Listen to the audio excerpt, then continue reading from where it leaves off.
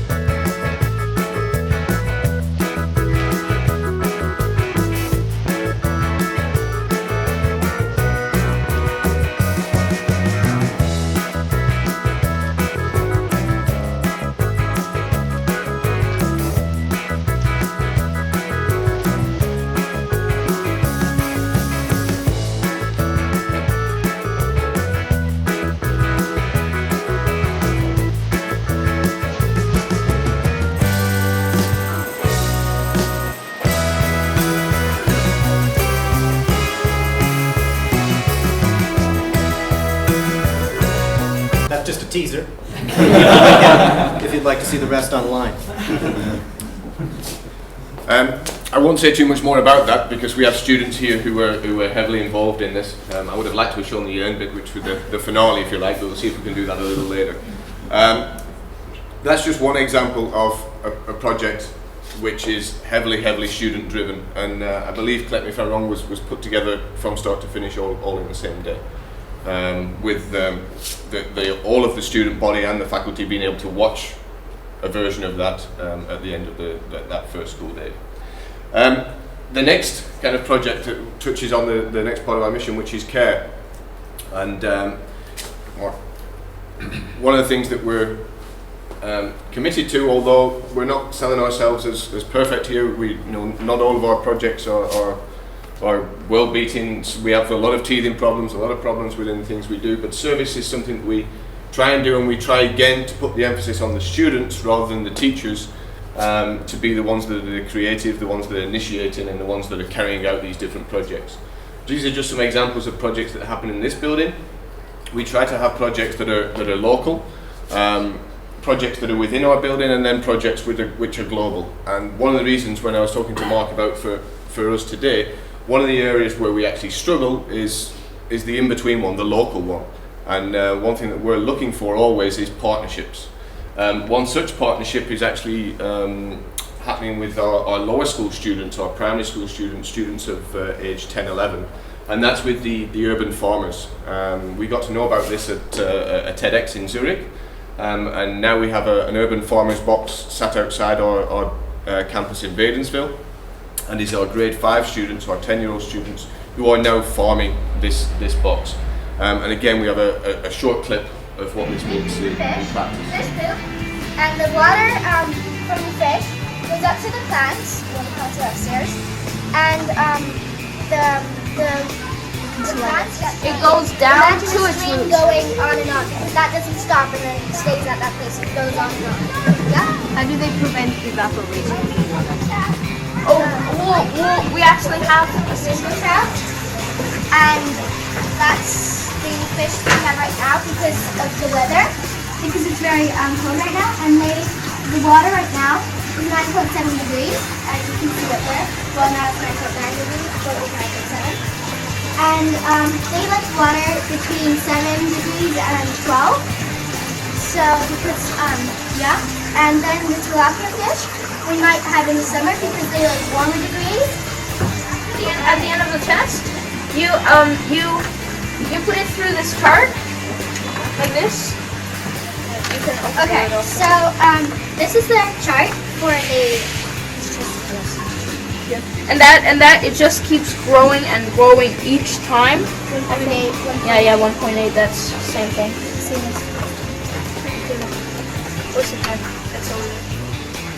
And that's not essential for any part. Yeah. Although if you find a test and it's different another day, like way different as we did it once, check it again the first time, and if it's still like that, you can tell Mr. Allen and he'll tell Mark. You have to wait for 3 minutes. I'm just going to do it here.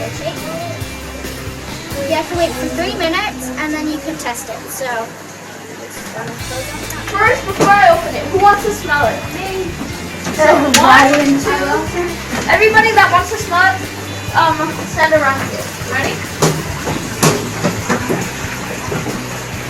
I'll put this every day. No? No, it's like.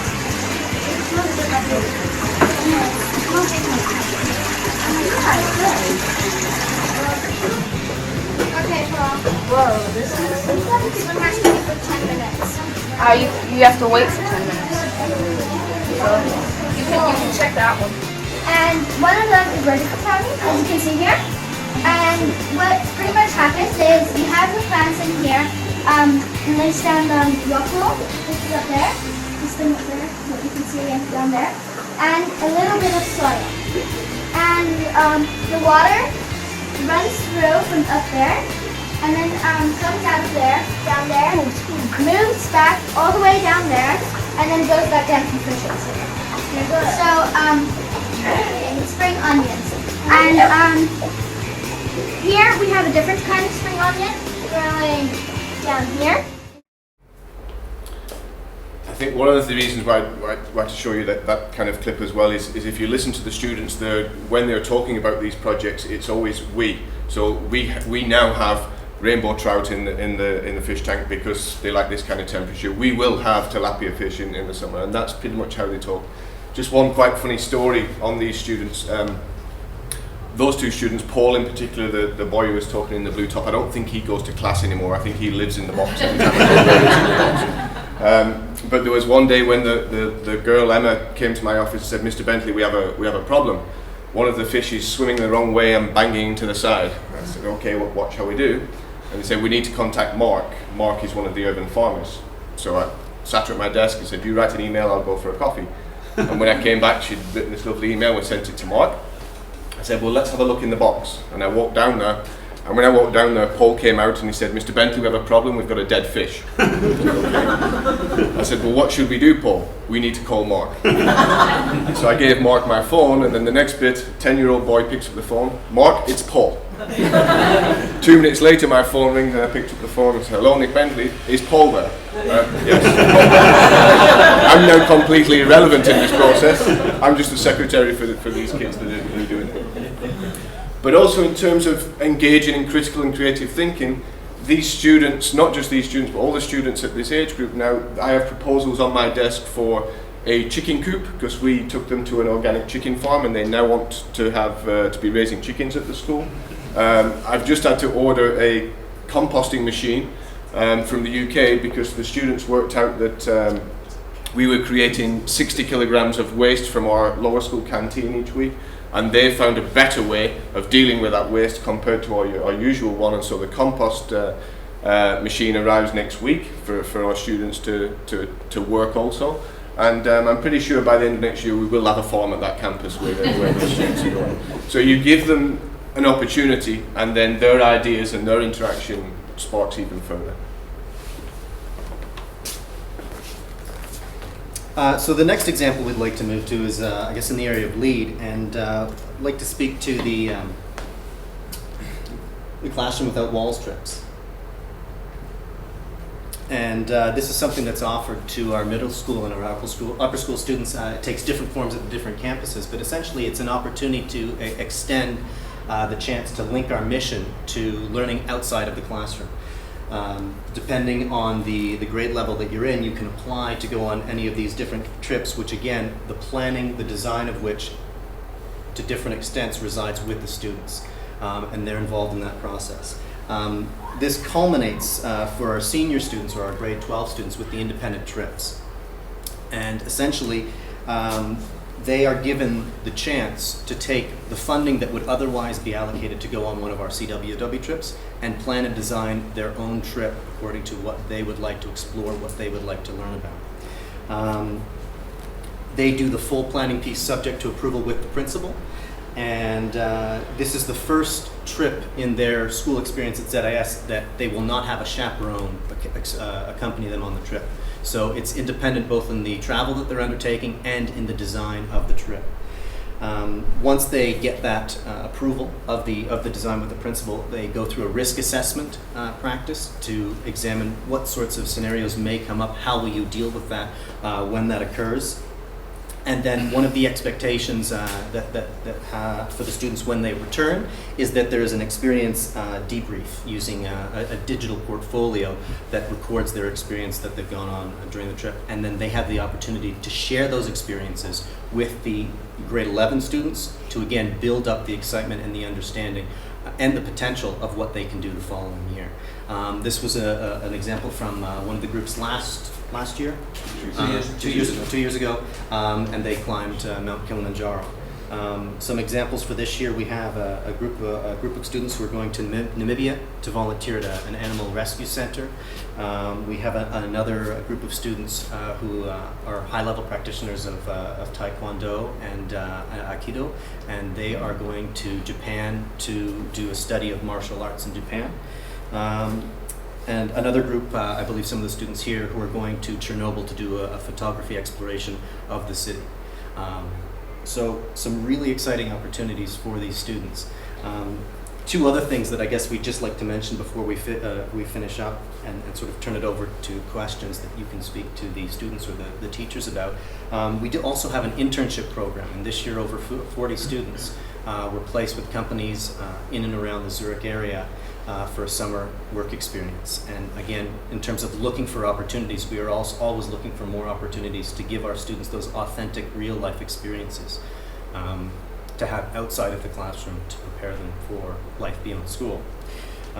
That said, I think that finishes up what we'd like to share. If you do have any questions, we'd love to entertain those, but I think what we'll try and do is redirect those back to the students and teachers so they can speak to it in the context of their experience with it.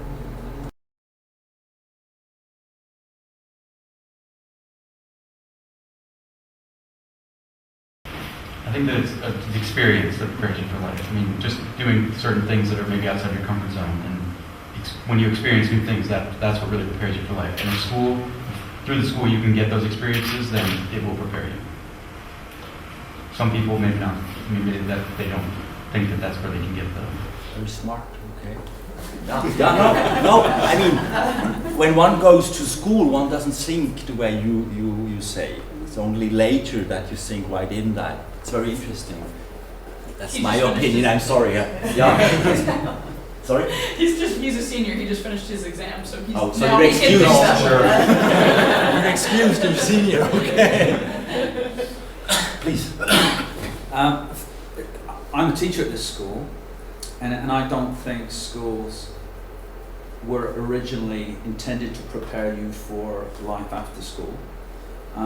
I think there are elements that we're challenging ourselves to think about. For example, we don't really prepare grade 12 students leaving for paying bills, how the washing machine functions, and all these kind of practical day-to-day stuff. And I'm not 100% sure it's our responsibility to do that.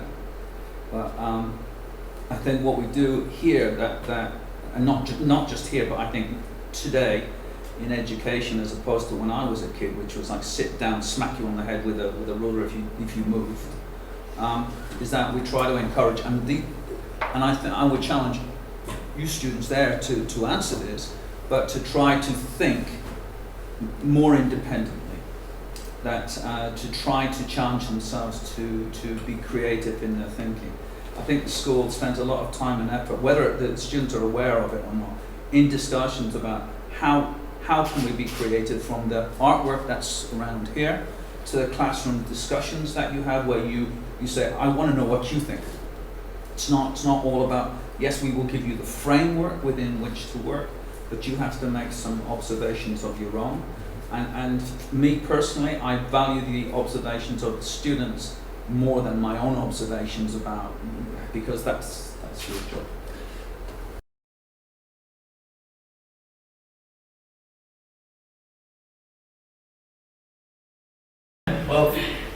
Well, I wouldn't say fear. I guess it's kind of a challenge to separate yourself from others, I guess. And yeah, I mean, if we talk about creativity here, I think that the school really gives you this opportunity to, set yourself apart from others and, explore your own creativity, as we did with the lip dub, for example. I mean, we definitely, most of us, definitely saw another opportunity for yourself to express yourself or just think differently.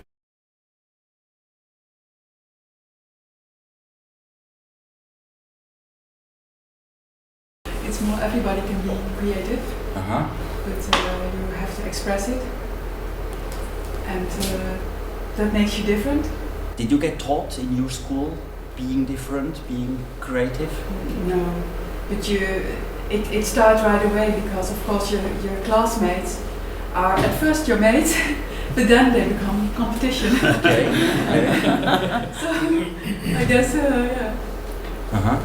Andreas? Yeah, well, I have just to pick up that point, because of the competition in creative field is quite interesting, because in a way it is competition, but in a way it's not, because your creativity is yourself, and nobody can actually do what you do if you're yourself, because there is nobody else. If somebody somebody chooses somebody else instead of you, that person has reason to go to the other person, not to you. It might be personal reasons, or he doesn't like your way of creative thinking.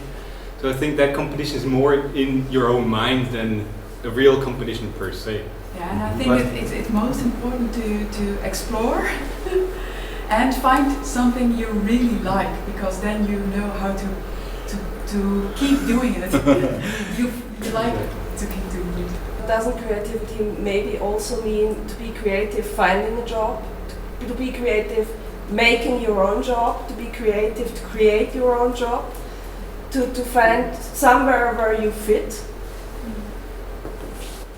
You guys, will you fit somewhere someday? I think what normal schools just basically the idea of a school, I think, is to give you a general knowledge base which you can further work on and then find a job at. But I think this school goes above and beyond the aspect that it challenges you in a way to think, to find out what you really want to do, what you're really interested in. And if you later then look for a job in that specific field that you are really interested in, I think then you have a better opportunity and you have a better chance of staying. I find this interesting that we're talking about creativity, but it's like we can't divorce it from job or economic. You know, I'm a teacher here, and one of the things I think is true about education is the sooner we can stop seeing it as servicing solely economic jobs, maybe then we can help people be what they wish to What a be. socialistic attitude. Oh, I don't think it's socialistic at all. I agree with him completely. Are you American or? I am. You're American. I am. I was using the S word. In America, I'm a communist. That's what I wanted to. That's why I don't live there. Good. Yeah. No, but this is very communist idea, isn't it? I actually think it's exactly not. I agree completely with him. If you are an individual who can create, what is creativity, right? Is it? I've seen a definition that says something that is unique and novel and useful. So if you're creating something that's novel and useful that comes from you and your purest expression of yourself, that is going to be, that's creative. And whether or not you can sell that doesn't mean it's not creative. So I don't see that the utility has to be utility to everybody, or utility in a marketplace determines value. Yeah, but you have to be able to sell it. That's a market. That's a skill you have to have. Creativity without you being able to sell it if you're lucky, you get somebody who will give you money like this. Until we live in a society where people just give you money, you have to be able to sell it, which is the economic factor. You can't create something out of a love and do something else for money? Yeah, you can do that. You can also maybe sell what you love to do, but you have to be able to, in one way or another, sell something. Your work, your creativity, your product, whatever. If you can't sell it, you will have a problem. I think there's two distinctions here, or maybe a confusion between creativity and art, and these are not the same thing. Art doesn't have to sell. Art is, from my perspective, something you do for yourself and comes really from you. Well, and there's no constraints there, or you give the constraints. Well, creativity also comes from constraints from the outside world. Is that I need to survive for next month, or is that this client needs to have it in this time frame or within these constraints? So I think creativity comes more from an economic perspective in that sense than art as such that is really from myself. But they both can be, of course. There's also a center in the middle. We had the talk last month from, what they're called again? Rickling's twins. Yeah, exactly. So they're really in the center of between the art and the creativity. In one part they need to make money because they need to survive, but they actually just do what they want to do, which is then their art form at the same time, which is great. And if you can find that sweet spot, then perfect. Usually it's a little harder. But they are good sellers. Well, everybody is if you want to survive, otherwise you're just... No, not everybody is. Some people have to learn it. To sell yourself is not a natural for everybody. I agree with that, yes. Yeah, it's doesn't have to be natural, but you will learn it. Otherwise, Yeah, you have to learn it. You have to, otherwise you are on your wrong spot. Well, or you team up with people who are good salespeople. Which is also a way of selling yourself. Yeah, exactly. Okay. It's interesting. I mean, in the conversations I was having with some individuals beforehand, there was one person who was telling to me that since they've been in Zurich, they've had five jobs. You just mentioned that you had 30 different jobs. If I think back to my father and my friends' parents, they tended to be individuals that worked with one company for most of their lifetime. So in sort of reference to what you started with about the question about today's workforce, one of the challenges we face, and it's a question of should we be preparing them for work or should we be preparing them to be skilled to work in a future that we don't know about? Originally, a school would hopefully prepare them with the knowledge and skills to work in a job that they would have for most of their lives. Whereas now, if we look at the current status of things, we would hope that our students that graduate next year are versatile enough, whether they need to sell, whether they need to be creative, so that they can work in any of 5, 10, 15, 30 different jobs. But the question I would flip back to the creative professionals who are here with us today, what did you learn in school that prepared you to be able to work in 30 different jobs, 5 different jobs, to be able to be creative, to be able to sell it? Did your school prepare you to do that? And if not, what could we as a school to prepare our students for that eventually? Well, and I need a one-word answer. The funny thing is, from my perspective, I went to university at one point, and most of the stuff that I learned at university I thought was, well, I actually knew it beforehand before I was doing it practically, and most of the stuff that prepared me for life in that sense was all the stuff that went beside the university, the student clubs, and all these kind of things that you do on your own if you have a job on the side, and all these kind of things that really prepare you for the other kind of thinking or navigating the stream in life. So that's my perspective, my personal perspective.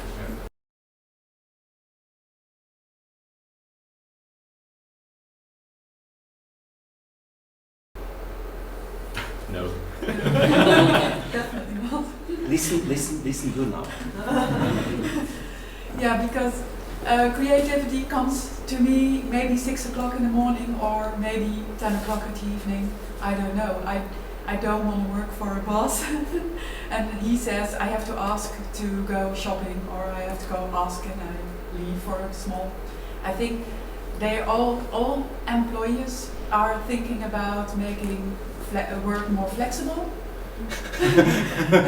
And in between these 42 hours? I don't. Yeah, I wouldn't want to. Yeah, I want to work hard because I love my work, but I don't want to pin myself to certain hours. You're a graphic designer, aren't yes. you? Okay. Now it's important. Other opinions? Andreas, you're a photographer and you're... And I do, well, web work as well for banks.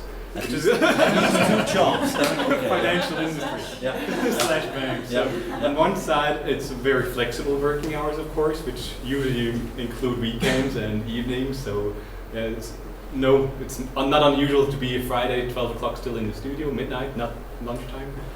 And then, well, there's of course with the financial industry, you have to have certain hours where you have to be at the office there in order to for meetings or discussion how work should progress. All these kind of things. So as soon as you have more than one person working collaboratively on one piece, then it's a little less flexible with the working hours because the creativity actually comes from the group as well at the same time. While with in the financial industry, it's usually 9 to 5 or 9 to 6, or depending if the market is open, it's 8 to 5. But what do I want to say now? I don't know.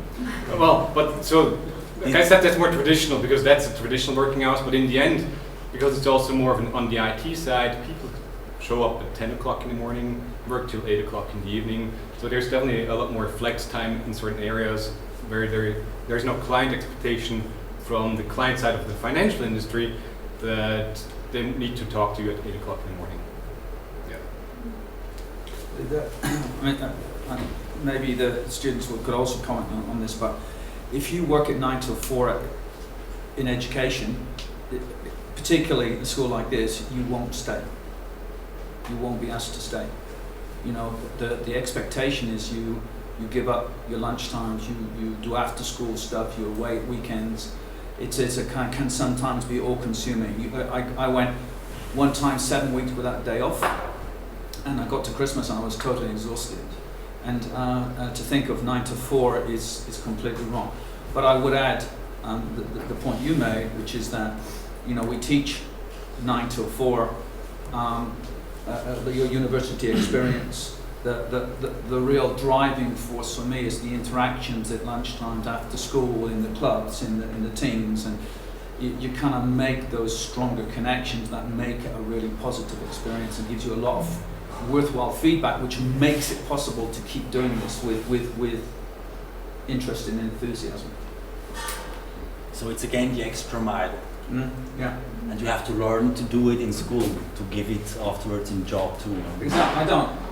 These are administrators. I think Nick would probably tell you that if you said 4 o'clock, I'm going on, people will start kind of looking at you and asking questions, and because the school cannot function, cannot provide the opportunities that these students have if people are not here doing it. I think there's a shift from showing up and being present to output. What are you? What do you agree to deliver to whoever you're working for, and when how long that takes to do is your business, and when you do it. Yeah, true. Of course, you have to work with other people, but there is this gradual shift, I think, in that sense. That's good.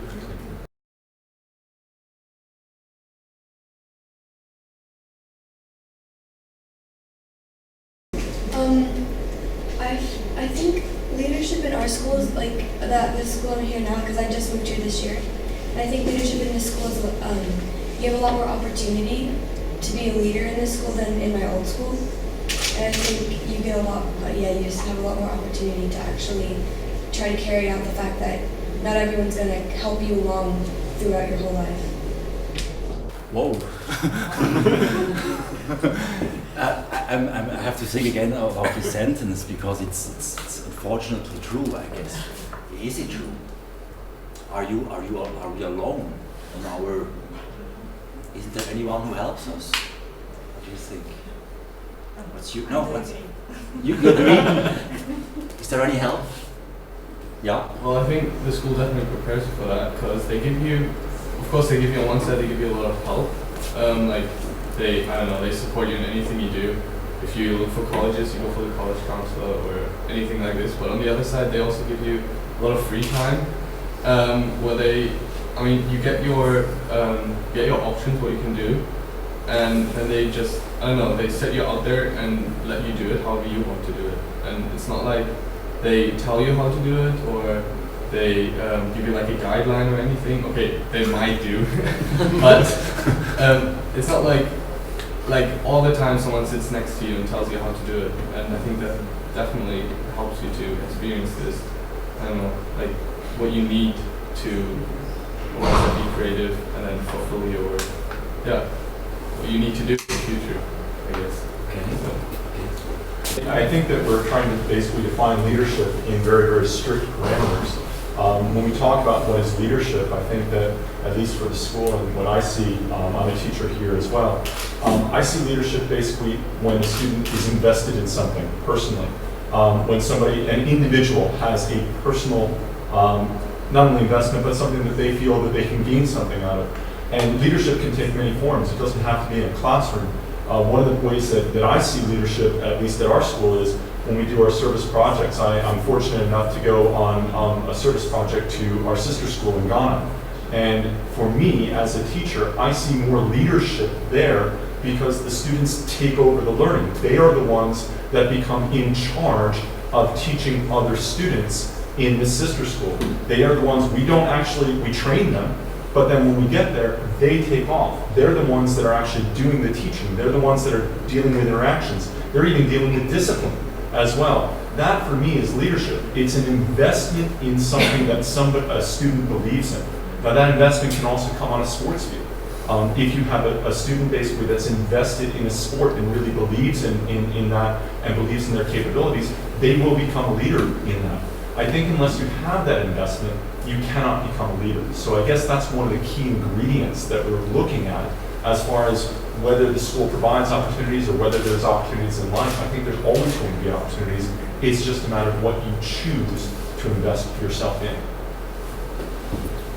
I think one of the issues we have as teachers, I think some of the best things that come out of the school, and some of the things that I'm sure if we ask the question to the students who are leaving, what will you remember most? It won't, no disrespect to Ian, be what happened in Ian Hawke's English class. It's likely to be one of these things that they initiated, that they led, and they owned. But one of the issues that we have as teachers is, for all of these great things that happen, when it's student-led like that, you also have to be prepared to let them fail. And I don't think as teachers all the time we find that too easy. You know, if things aren't going the way they should, we like to step in. So that's a difficulty also.